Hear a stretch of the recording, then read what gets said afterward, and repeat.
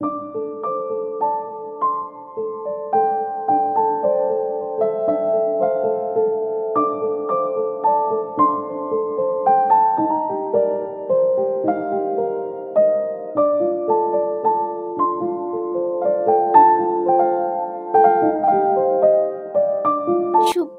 বন্ধুরা, সকলে কেমন আছেন?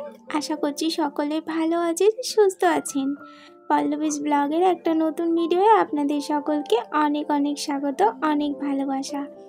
সকাল সকাল উঠে একটু চা না খেলে নয়, ঠিক কাজে মন বসে না।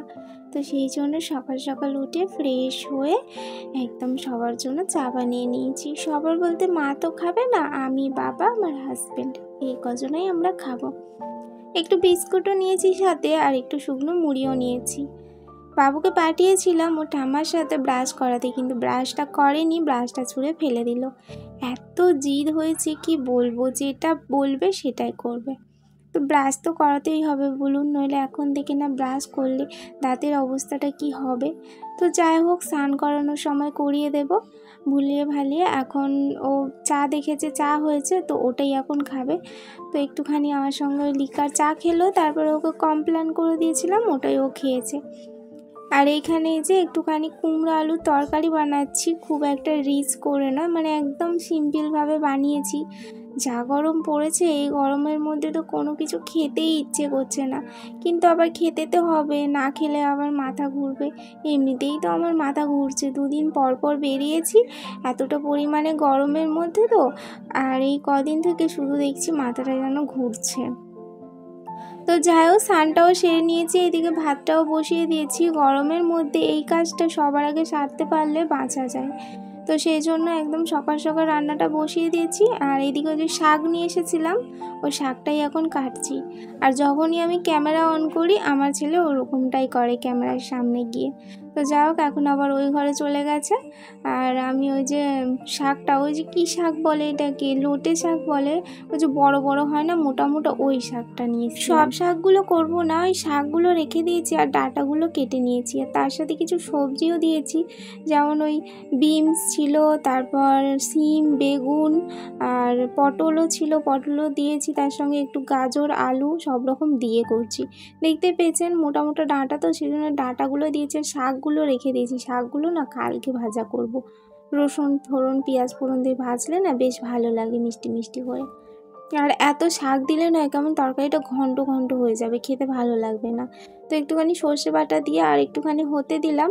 আর এইদিকে এই যে গ্লুকন্ডিগুলো নিচ্ছি, বা যা বিভৎস গরম, গ্লুকন্ডিটা না খেলে হবে না, দেখছি শরীরে একটু এনার্জি লাগছে না, আমার শরীর খুব খারাপ করছে। সবাইকে দিয়ে এখানে আমিও একটুখানি খেয়ে নিচ্ছি।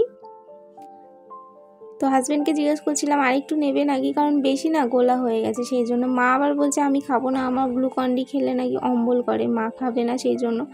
তো সেই জন্য আমি আবার পরে একটুখানি খেয়ে নিয়েছিলাম। আর এইদিকে আমার তরকারিটাও হয়ে গিয়েছে, নামিয়ে নিলাম। আজ একটু মুসুরির ডাল করব, ওই পাঁচফোড়ন আর পেঁয়াজ দিয়ে একটু মুসুরির ডাল করলাম। কি বলুন তো, এই ডাল আলু সেদ্ধ থাকলেই না ভাতটা মোটামুটি খাওয়া হয়ে যায়। আর আমার ছেলে না একটু ডাল খেতেই বেশি ভালোবাসে, মানে তরকারি ঝোল দিয়ে যদি মাখিয়ে দেওয়া হয় না, ও খেতে চায় না। হাজব্যান্ডকে বলেছিলাম 2টো ডিম নিয়ে আসতে, ও দেখছি 4টে ডিম নিয়েছে। হাজি যে 4টে যেহেতু নিয়ে এসছে, ভাবলাম তাহলে একটু কারি করে ফেলি, নইলে ভাজতাম। এই যে আমার ছাড়ানো হয়ে গেছে। তারপরে এসেছিলো আইসক্রিম, এই যে আইসক্রিম কিনেছি। আমি নিয়েছি একটা চকোবার, আর ও নিয়েছে ওই যে মটকা, আর ছেলেও খাচ্ছে আর বাবা খাচ্ছে। মা বললো খাবে না, কারণ মায়ের একটু দাঁতে ব্যথা, সেই জন্য মা খাবে না। আর দেখুন এই যে এই রকমটাই করে সারাদিন, খাচ্ছে, খেতে খেতে দেখুন আমাকে মানে ঠান্ডাটা ঠোঁটে ওরকমভাবে লাগিয়ে দিচ্ছে।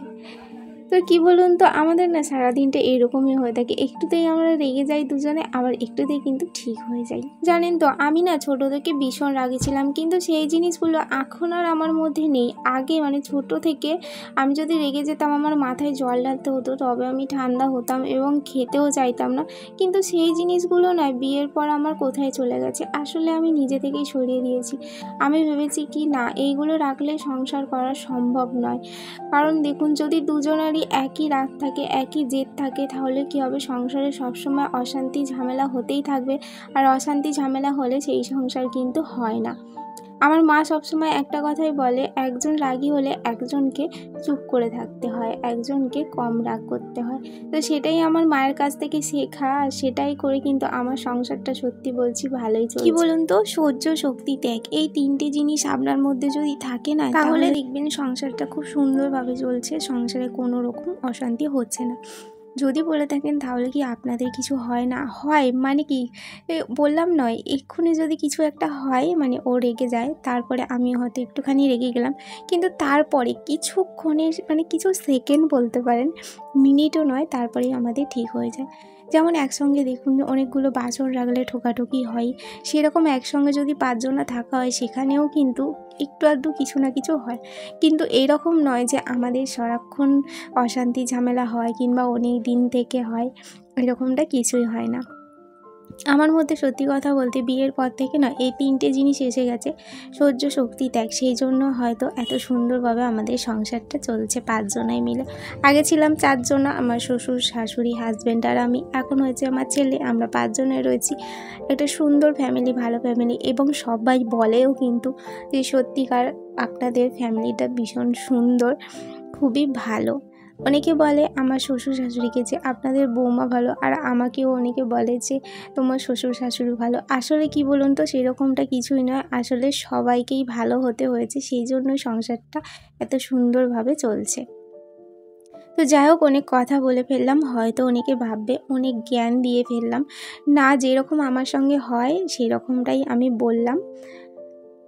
তো এই যে সন্ধ্যেবেলা চাটা খেলাম, খেয়ে দিয়ে এখানে একটুখানি আলুর দম বসিয়ে দিয়েছি। হাজব্যান্ড বলছিল কি আজকে নাকি অনেকক্ষণ কারেন্ট চলে যাবে, থাকবে না, সেই জন্য ঝটাপট করে আলুর দমটা বসিয়ে দিয়েছি। কারেন্ট না থাকলে নয়, রান্না করতে খুব বিরক্ত লাগে। আজকে দুপুরে তো সেরকম কিছু রান্না করিনি, মানে রুটি দিয়ে খাবার মতো, সেই জন্য আলুর দমটা একটু বেশি করেই করলাম, সকালেও খাওয়া হয়ে যাবে। এই যে আলুর দমের মশলাটা না কয়েকদিন আগে এনেছিল, তো রয়েই ছিল, ভাবলাম আজকে আলুর দম করছি তাহলে দিই। ভালোই কিন্তু টেস্ট হয়েছিল, আমি ভাবছিলাম যে হয়তো ভালো লাগবে না। রাতের ডিনারে ছিল ডিম সেদ্ধ, ভাত, আলুর দম আর ডাল। আমি তো রুটি খাবো না, আমি খাবো ভাতই। তো চলুন ভাতটা খেয়ে নিই। বিকালে যেই জামা কাপড়গুলো কেচে দিয়েছিলাম, অর্ধেক শুকনো জামা কাপড়গুলো হয়ে গিয়েছে, তবুও একটু একটু ভেজা রয়েছে, সেই জন্য এই যে ঘরের মধ্যে দড়িটার মধ্যে মেলে দিচ্ছি। আমাদের তো খাওয়া দাওয়া কমপ্লিট, আর ছেলেকেও খাইয়ে দিয়েছি বলতে ও একটুখানি ওর দাদুর সঙ্গে রুটি খেলো, আর দুধ নিয়ে এসে রেখেছি, যদি মানে রাত্রিরে কাঁদে সেরকম বুঝি সে খিদে পেয়েছে তাহলে ওকে খাইয়ে দেবো। হাজব্যান্ড বললো কারেন্ট চলে যাবে, সেই জন্য তাড়াহুড়ো করে রান্নাটা করে নিলাম। তারপরে দেখছি কারেন্টটা যায়নি। যাই হোক, ভালোই হয়েছে, রান্নাটা একটুখানি তাড়াতাড়ি করেছিলাম বলে একটুখানি রেস্ট নিতেও পেরেছি।